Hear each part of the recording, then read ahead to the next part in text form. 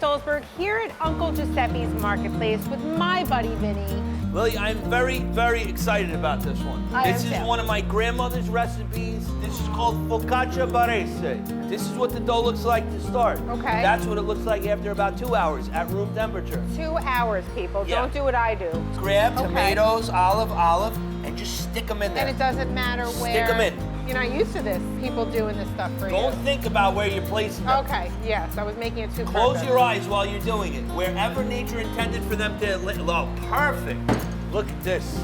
You don't want to put olives that have pits in them. That's the worst, right? Yeah, you'll break a tooth. Surprise! Oh, there goes my crown. Yay. We're putting fresh rosemary on, but we're Yeah. not putting a whole lot. These are accent flavors right here. We're gonna put a nice extra virgin olive oil. Okay. So you gotta put a lot on. Look at that. Wow, Like, what is he really? doing? Oh yeah.